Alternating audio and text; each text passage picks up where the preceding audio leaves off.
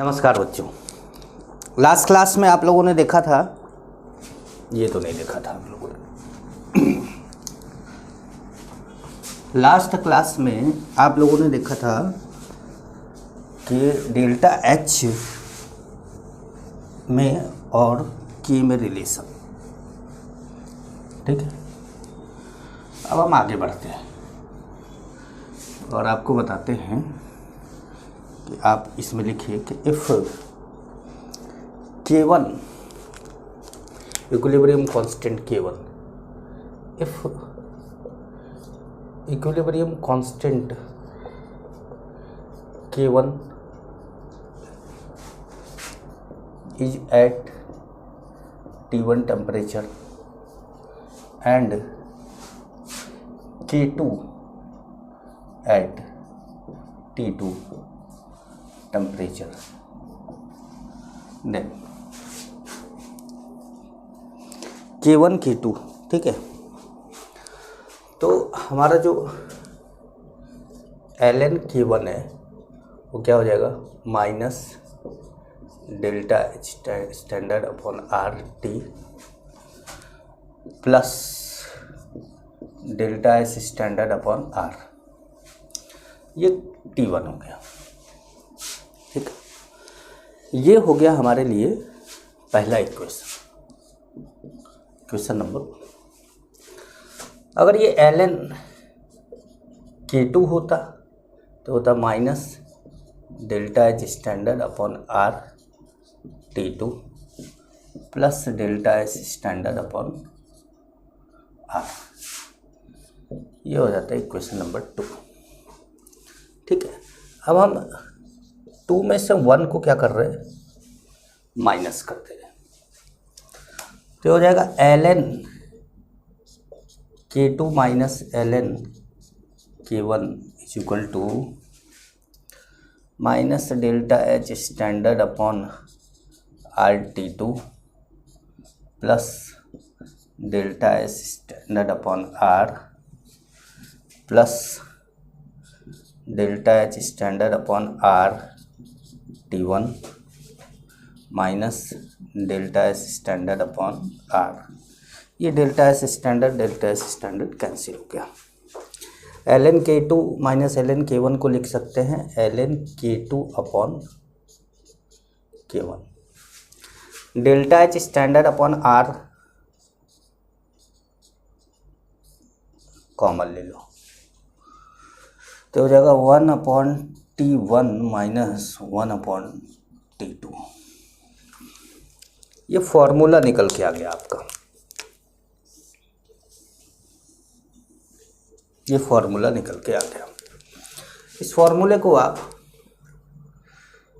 2.303 log K2 upon K1 is equal to delta H standard upon R 1/T1 minus 1/T2 कर सकते हैं, या इसको लिख सकते हैं आप लॉग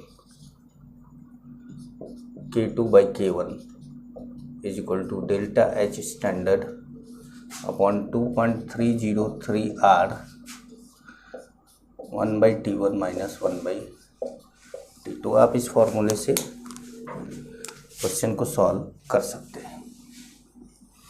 जब आप चैप्टर केमिकल काइनेटिक्स में जाते हैं, 12th का चैप्टर है केमिकल काइनेटिक्स, तो उसमें भी कुछ ऐसा ही फॉर्मूला मिलता है, लेकिन वहाँ पर डेल्टा एच की जगह पर एक्टिवेशन एनर्जी होता है और यहाँ पर delta H enthalpy of reaction होगा। ठीक है, अब इस फॉर्मूले में इस बात का ध्यान रखना है कि जब भी आप इस फॉर्मूले का यूज करिए तो डेल्टा एच की वैल्यू उसके साइन के साथ रखिए, विद साइन रखिए।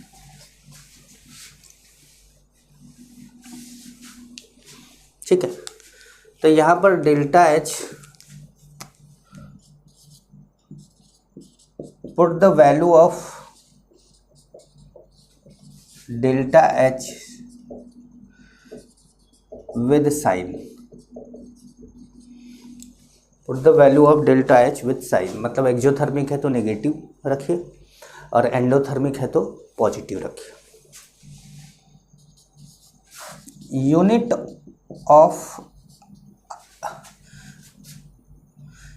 of delta H decide the value of R।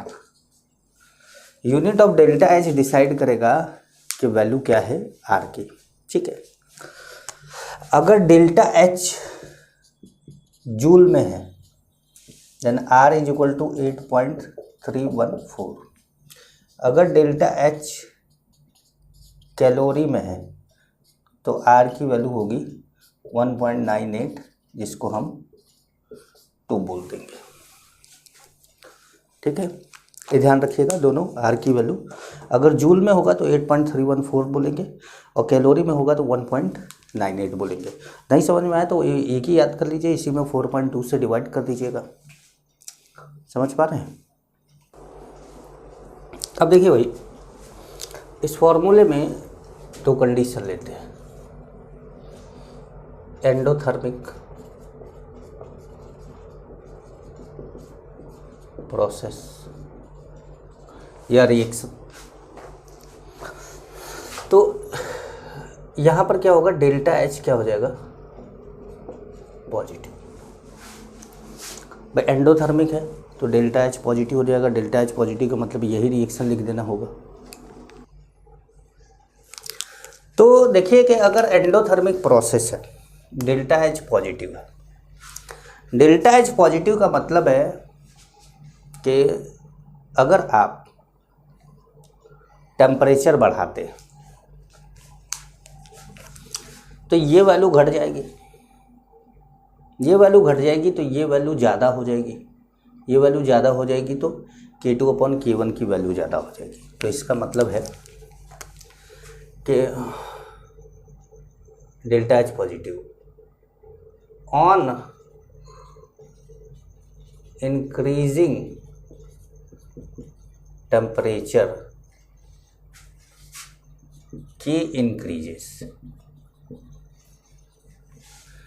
मतलब आपने टेम्परेचर बढ़ाया तो K इंक्रीज करेगा। ठीक है, तो मतलब ये हो गया कि log K2/K1 क्या आएगा, पॉजिटिव आएगा। log K2/K1 क्या आ जाएगा, पॉजिटिव आ जाएगा। आप ये भी बोल सकते हैं कि K2-K1 भी क्या आएगा, पॉजिटिव आएगा। K2-K1 क्या आएगा, पॉजिटिव आएगा। या कह सकते हैं कि K2 ज़्यादा होगा किससे, K1 से। K2 ज़्यादा होगा किससे, K1 से। ठीक है, तो इसका मतलब है कि अगर टेम्परेचर इंक्रीज कर रहे हैं तो T2 ज़्यादा है T1 से, तो उस केस में K2 ज़्यादा होगा K1 से।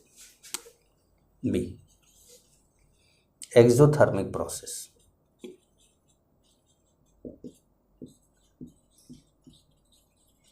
एक्सोथर्मिक प्रोसेस में डेल्टा एच क्या होता है, नेगेटिव होता है। डेल्टा एच नेगेटिव होता है। तो जब आप टेम्परेचर बढ़ाते हैं, टेम्परेचर को क्या करते, बढ़ाते हैं, देन के क्या होगा, डिक्रीज होगा। क्यों? क्योंकि जब आप एक्सोथर्मिक प्रोसेस लेंगे तो डेल्टा एच नेगेटिव, यहाँ नेगेटिव साइन लगा देंगे।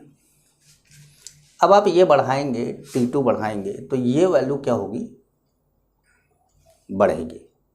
लेकिन वैल्यू जो है वो किस में बढ़ रही है, नेगेटिव में बढ़ रही है। अगर नेगेटिव में कोई चीज़ बढ़ रही है इसका मतलब कम हो रही है। नेगेटिव में कोई चीज़ बढ़ रही है इसका मतलब कम हो रही है। तो log K2/K1 की वैल्यू क्या आ जाएगी, नेगेटिव आ जाएगी। यहाँ पर K2 लेस देन होगा किससे, K1 से। समझ गए? क्लियर हुआ? चलिए एक क्वेश्चन करते हैं इस पे, तो आपको थोड़ा सा ज़्यादा क्लियर होगा। इस फॉर्मूले को यहीं रहने देते हैं, इस फॉर्मूले को यहीं रहने देते हैं ताकि आपको क्वेश्चन करने में आसानी रहे। लिखिएगा, the equilibrium constant, the equilibrium constant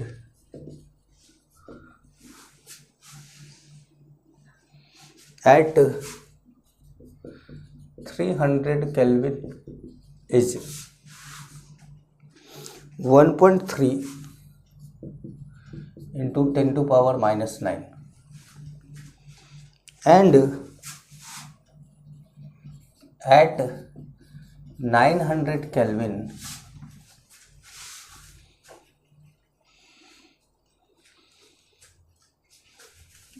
is 3 into 10 to power minus 8. 3 into 10 to power minus 8. For the reaction 3 into 10 to power minus 8 for the reaction. अब रिएक्शन क्या है? रिएक्शन है 2A gaseous plus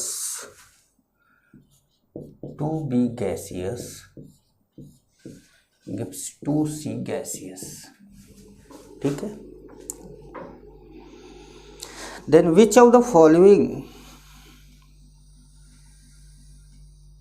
is oblique are correct statement? Then which of the following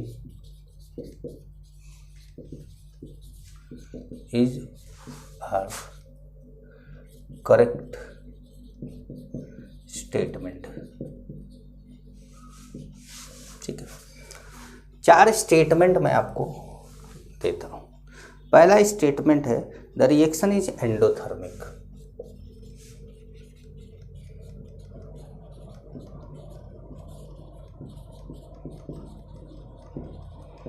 पहले लिख लेते हैं पूरा. Second, on increasing temperature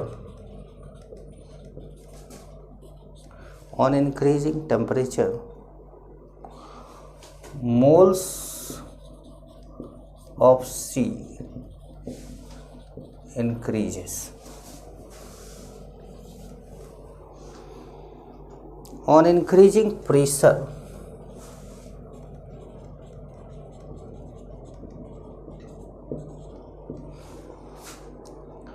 moles of C increases.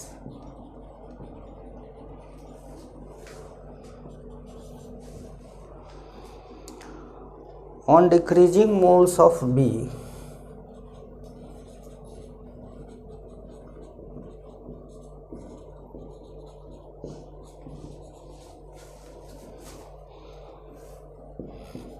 moles of C increases. देखिए ये 4 ऑप्शन है, एक से ज़्यादा करेक्ट हो सकता है. अब ये देखा जाए कि करेक्ट है कि नहीं है. तो पहली बात तो यह है कि जब हमने एंडोथर्मिक प्रोसेस ली थी तो एंडोथर्मिक प्रोसेस में टेम्परेचर बढ़ाने पर रेट कांस्टेंट बढ़ रहा था. तो क्या ये प्रोसेस एंडोथर्मिक है, ये क्लियर करना है. 300 केल्विन टेम्परेचर पे रेट कांस्टेंट है 1.3 into 10 to power minus 9 and 900 kelvin पे है rate constant 3 into 10 to power minus 8. 3 into 10 to power minus 8 ज़्यादा है 1.3 इंटू 10 टू पावर माइनस 9 से. इसका मतलब है कि रेट कांस्टेंट बढ़ा है. कब? जब टेम्परेचर बढ़ा है. तो टेम्परेचर बढ़ाने पर अगर रेट कांस्टेंट बढ़ता है तो इसका मतलब है कि प्रोसेस एंडोथर्मिक है. तो पहला ऑप्शन तो करेक्ट है. On increasing temperature moles of C increases. ठीक है. अगर ये प्रोसेस एंडोथर्मिक है, जो कि हमने क्लियर कर दिया, अगर ये प्रोसेस एंडोथर्मिक है तो जब आप टेम्परेचर बढ़ाएंगे, अगर ये प्रोसेस एंडोथर्मिक है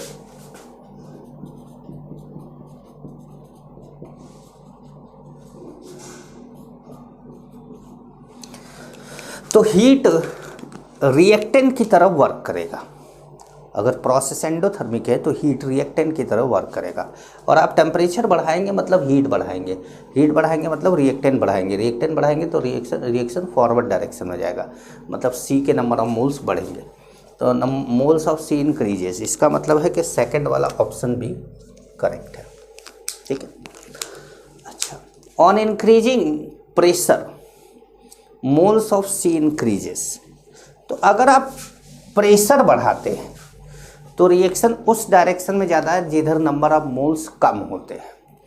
तो इधर देखो 2+2 कितना 4 मोल है और इधर कितना है 2 मोल है, तो इसका मतलब है रिएक्शन फॉरवर्ड डायरेक्शन में जाएगा। तो on increasing pressure moles of C increases, बिल्कुल सही बात है। तो तीसरा वाला ऑप्शन भी करेक्ट है। On decreasing moles of B moles of C increases. अगर आप बी को घटाते हैं तो रिएक्शन बैकवर्ड डायरेक्शन में जाएगा, मतलब सी के मोल क्या होंगे, कम होंगे। रिएक्शन बैकवर्ड डायरेक्शन, बी अगर कम करते जाते हैं तो रिएक्शन बैकवर्ड डायरेक्शन में जाएगा, और उस कंडीशन में सी के मोल क्या होंगे, कम होंगे। लेकिन ये क्या कह रहा है, सी के मोल बढ़ेंगे। इसका मतलब है कि ये क्या है, इनकरेक्ट। समझ पाए? तो ये 3 ऊपर के क्या थे, करेक्ट थे। क्लियर हुआ? चलिए एक और क्वेश्चन करते हैं इस पे।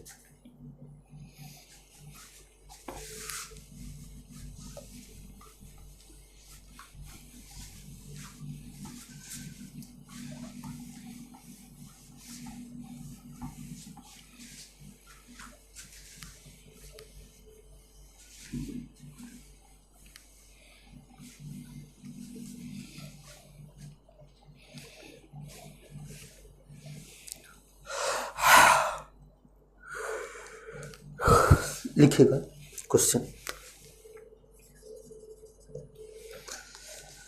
The variation of equilibrium constant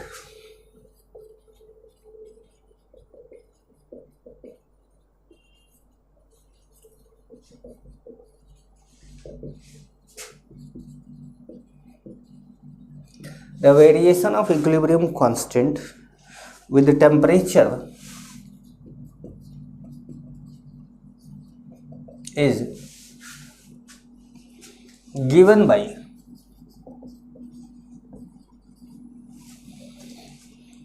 Van 't Hoff equation.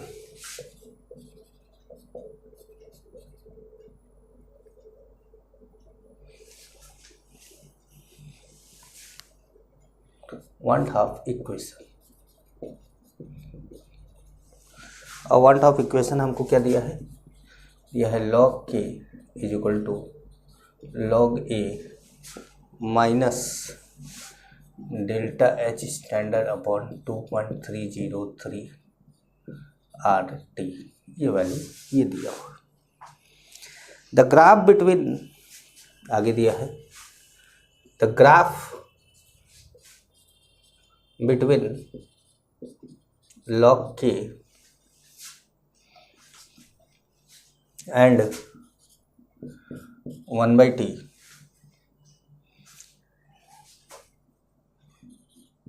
was obtained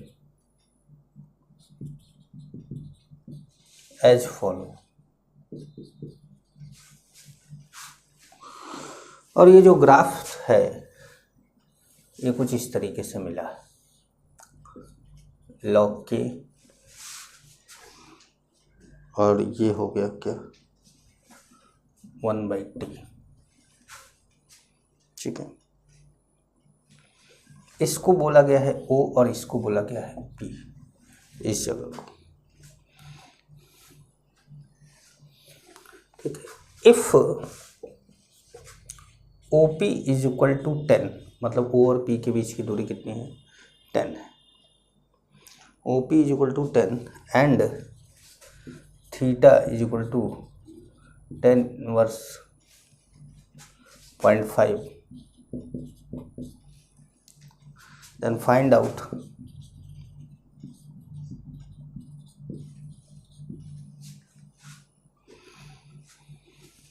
first है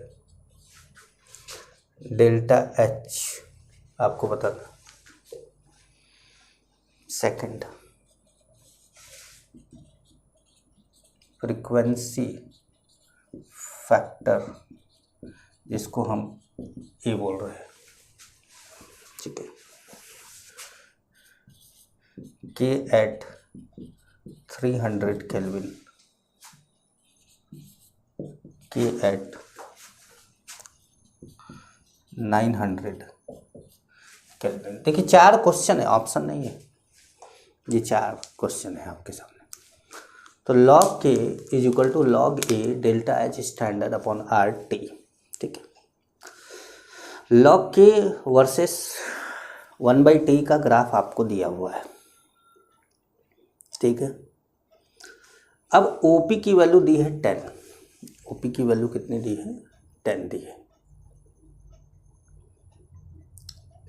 थीटा मतलब tan थीटा कितना दिया है? 0.5 दिया है। फाइंड आउट, ये सारी चीज़ें आपको फाइंड करनी, समझ में आया? तो अब देखिए सबसे पहले आपको क्या करना है, आपको निकालना है डेल्टा एच। तो आपने सॉल्यूशन यहाँ पे लिख दिया,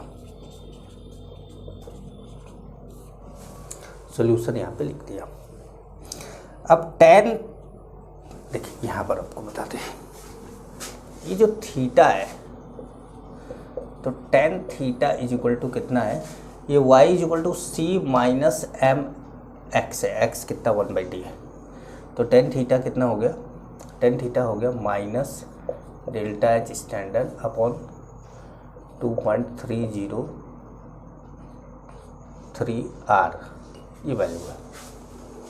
ठीक है, minus delta H standard 2.303 r।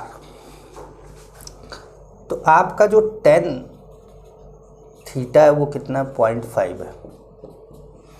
भाई theta is equal to tan inverse 0.5, तो tan theta is equal to 0.5।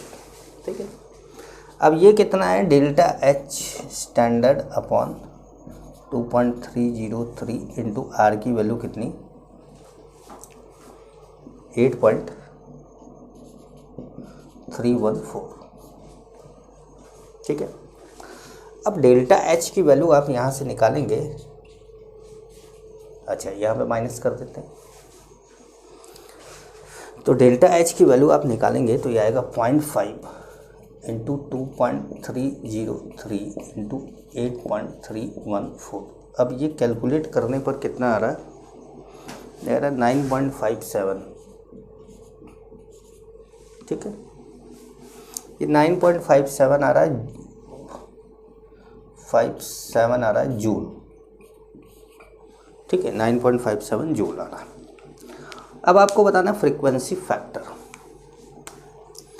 तो आप इस क्वेश्चन को थोड़ा सा मिटा दीजिए और इसको देखिए, ये है y, ये कौन है? c माइनस ये कौन है?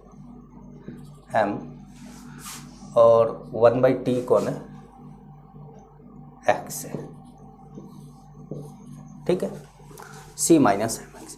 तो log ये COP की वैल्यू ये कितना हो गया? ये हो गया कौन? log a, intercept log a। तो अब देखिए second, log a is equal to कितना है? 10 है। तो a इज इक्वल टू कितना हो जाएगा? 10 टू पावर 10। भाई log x is equal to Y था, तो x is equal to 10 to power y था। ठीक है, अब c k एट 300 केल्विन। अब आपको देखिए log a की वैल्यू पता है, डेल्टा h की वैल्यू पता है, टेम्परेचर यहाँ पर पता है कितना है? 300 केल्विन। तो अब log k की वैल्यू निकाल लेंगे। ठीक है, 300 केल्विन पे, और उसी तरीके से जब आप 900 केल्विन रखेंगे तो फिर डेल्टा एच की वैल्यू रखेंगे, फिर डेल्टा एच की वैल्यू। अच्छा, ये क्या आ रहा है? ये आ रहा है नेगेटिव। ठीक है, तो आप यहाँ पर फिर एक बार वैल्यू रखेंगे और वैल्यू रखेंगे, मतलब जो साइन आ रहा है उसी साइन से आप रख देंगे यहाँ पर। ठीक है, तो अब ये जो है फिर से एक बार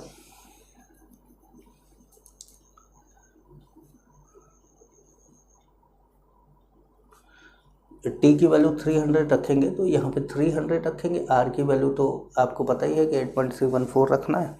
या delta H standard upon 2.303 R की वैल्यू कितनी है? 0.5 है ना। तो आप ये सीधे 0.5 रखिए, यहाँ पर सीधे क्या रखिए? 0.5 रखिए, सीधे 0.5 रखिए, आपकी वैल्यू आ जाएगी। मतलब इतना मेहनत नहीं करना पड़ेगा आपको, समझ गए। यहाँ पे 10, यहाँ पे 0.5 और ये कितना 1/t, और 1/t की वैल्यू 300 और एक बार 1/t की वैल्यू, मतलब एक बार t की वैल्यू 300, एक बार 3t की वैल्यू 900, समझ गए। मतलब मैं कैलकुलेट नहीं कर रहा हूँ, ठीक है। चलिए अब देखिए बात करते हैं साइमल्टेनियस इक्विलिब्रियम की। साइमल्टेनियस इक्विलिब्रियम की, साइमल्टेनियस इक्विलिब्रियम।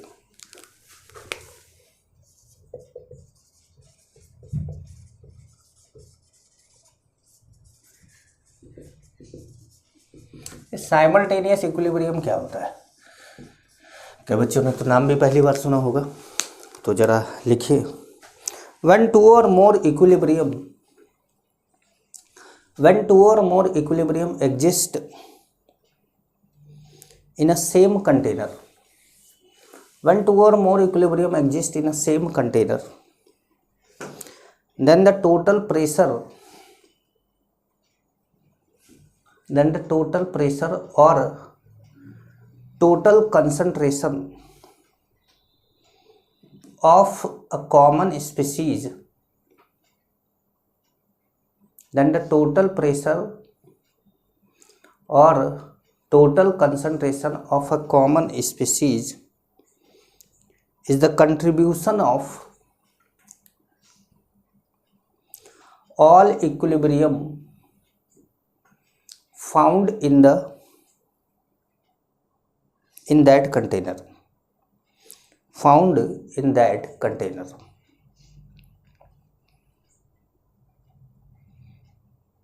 ठीक है। समझाते हैं, आप चिंता मत करिए। एग्जाम्पल लीजिए, चलिए एग्जाम्पल 1 कर दीजिए। इसमें लिखिए let us consider two solid,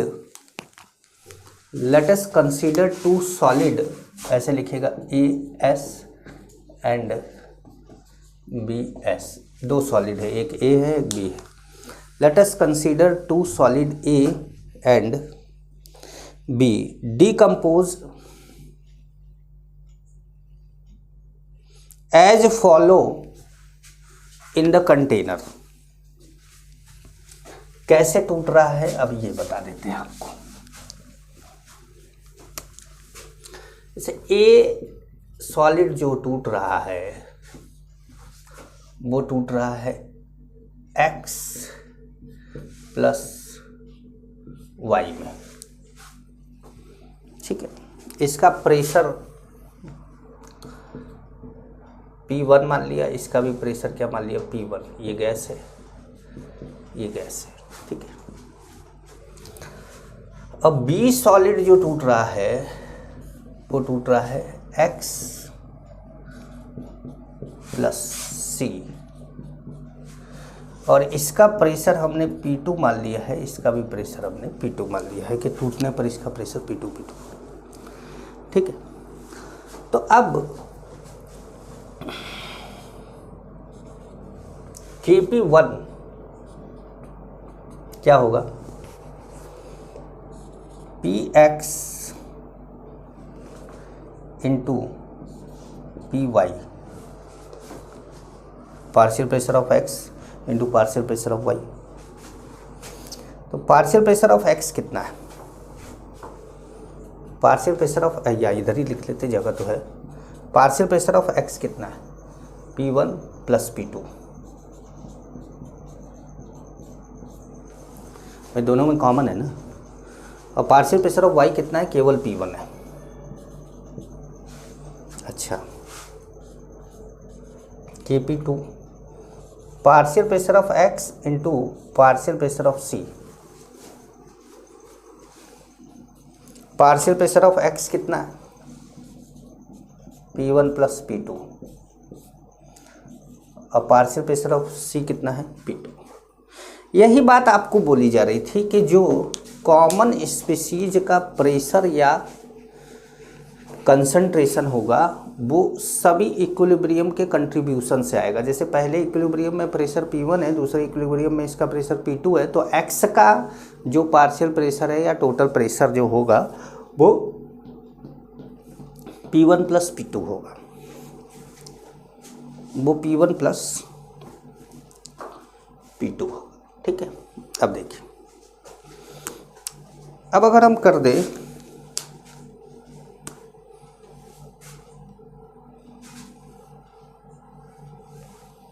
ध्यान से देखिएगा, Kp1 plus Kp2, Kp1 plus Kp2 तो क्या हो जाएगा, P1 plus P2, P1 plus P2 P2। ठीक है, ध्यान देखिए, ये Kp1 प्लस Kp2 है, हाँ थोड़ा जगह चाहिए इसलिए ऐसे, ये P1 square plus P1 P2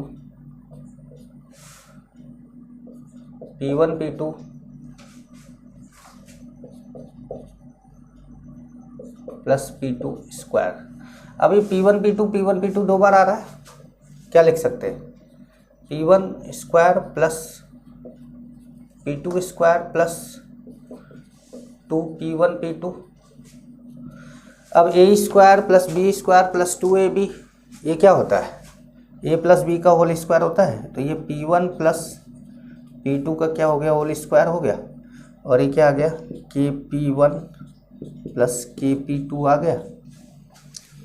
तो इसका मतलब है कि P1 प्लस P2 क्या आएगा, under root Kp1 plus Kp2।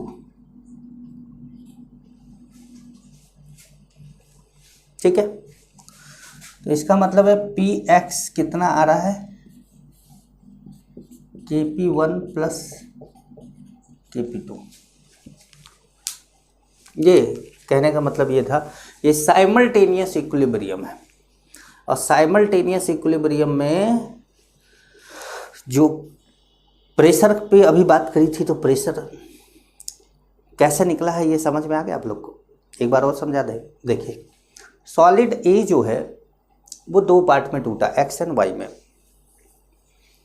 तो जाहिर सी बात है इसका स्टोइकियोमेट्रिक कोफिशिएंट भी 1 है, इसका भी 1 है, तो ये भी पी होगा, ये भी पी होगा। आप चाहे इसको P1 मान ले रहे हो तो इसको भी P1 मान लो, भाई पी मानोगे तो सब जगह गड़बड़ हो जाएगा, तो P1 मान लिया।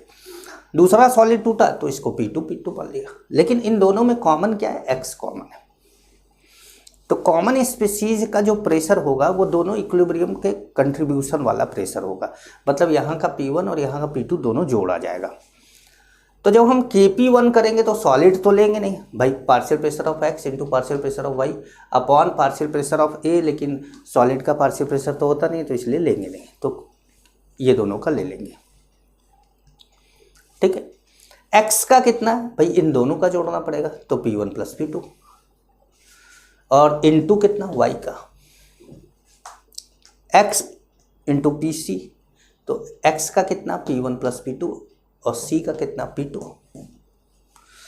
अब आपको क्या करना था, अब यहाँ से तो फिर मैंने अपने मन से कुछ काम किया है कि तो आपको जो कॉमन स्पीसीज था उसका प्रेशर कैसे निकाला जाए, तो कॉमन स्पीसीज का प्रेशर निकालने के लिए फिर मैंने इसको जोड़ दिया, और जोड़ने के बाद फिर ऐसे करके निकाला है, समझ पाए। अब इसमें एक क्वेश्चन करके दिखाते हैं आपको कि कभी कभी मान लो क्वेश्चन पूछता कैसे है।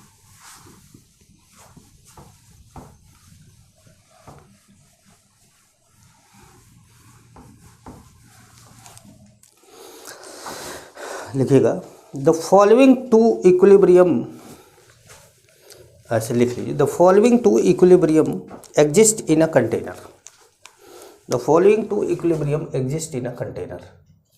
फर्स्ट है 2NH3 N2 प्लस 3H2, ये सब गैस में ही है ना भाई, और सेकेंड है 2HI H2 प्लस I2। ठीक, ध्यान से सुनिएगा। If initial partial pressure of ammonia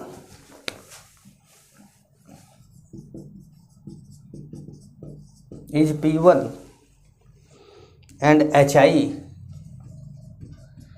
is P2. If initial partial pressure of ammonia is P1 and HI is P2,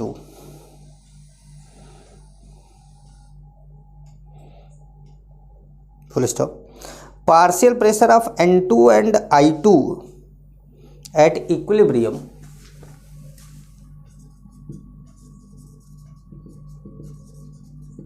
N2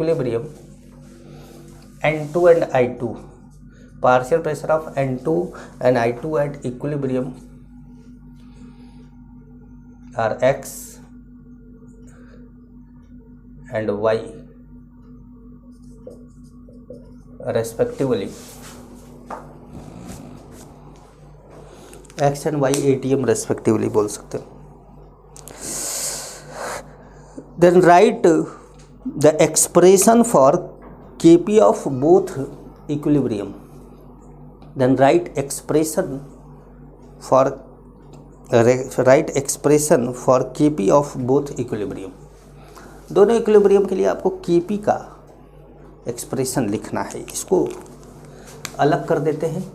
ये हम लोगों को दिया गया है, ये भी हम लोगों को दिया ही गया है, लेकिन अब इसको थोड़ा सा नीचे लिख देते हैं क्योंकि अब हम सॉल्यूशन लिख रहे हैं.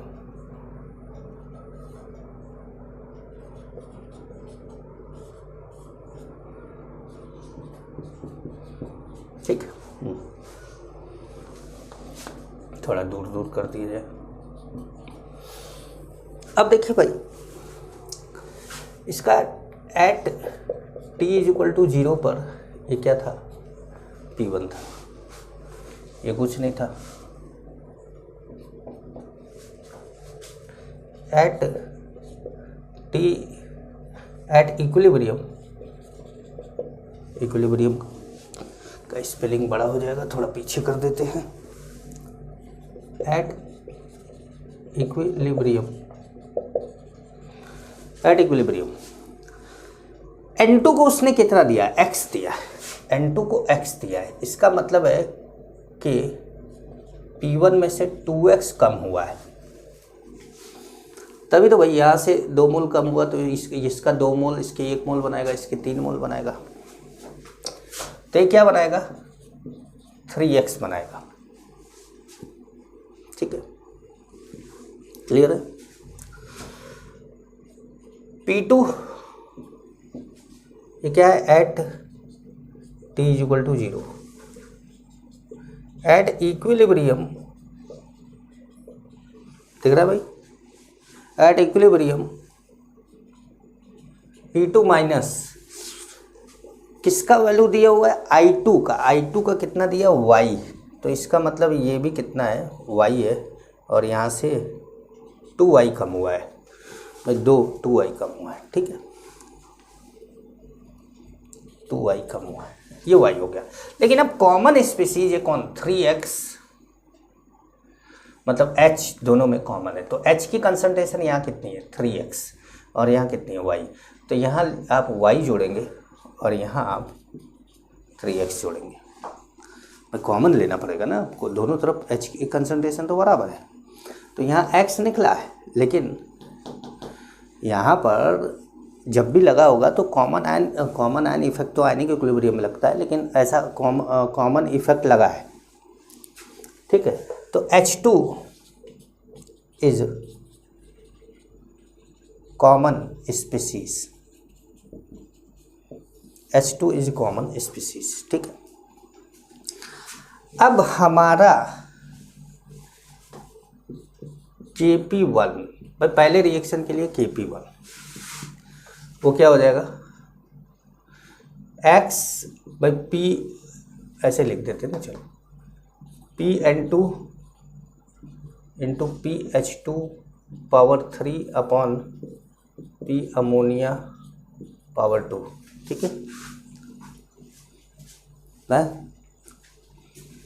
तो Pn2 कितना है, X है, और ये कितना है, 3x प्लस वाई का क्यूब है और ये कितना है p1 माइनस 2x है। ठीक, ये kp1 आ गया। भाई वैल्यू नहीं दी है इसलिए कुछ करेंगे नहीं, बस इतने पे ही छोड़ देगा। अब kp2 कितना होगा,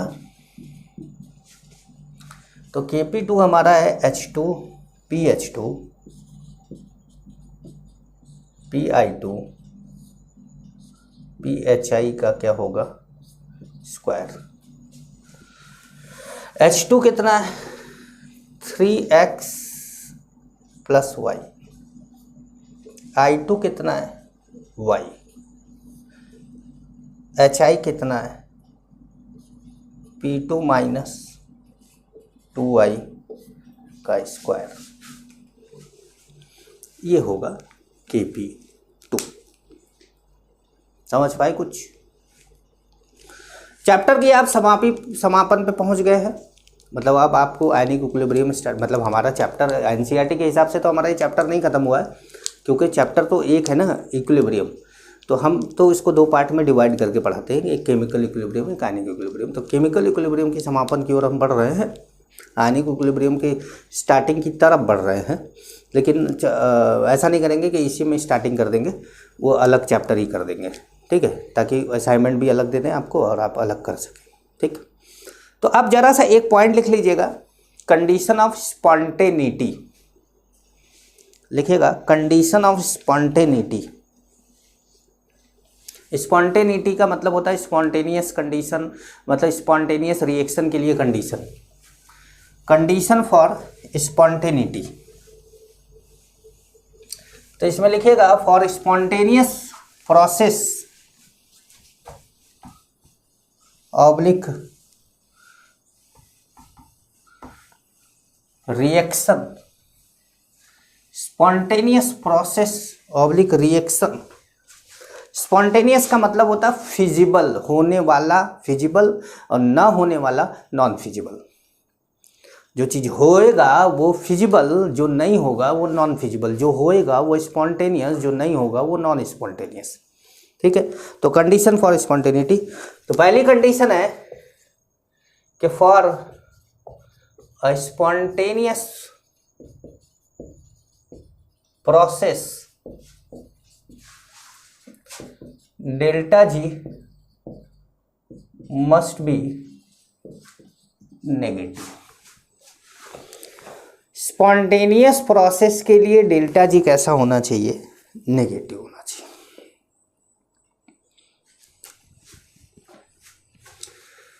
for spontaneous process delta G negative, तो अगर डेल्टा जी क्या है नेगेटिव है तो रिएक्शन क्या है, रिएक्शन इज फिजिबल, रिएक्शन क्या होगा फिजिबल होगा। If delta G positive then reaction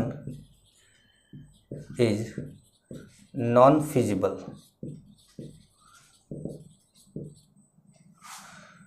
या नॉन स्पॉन्टेनियस।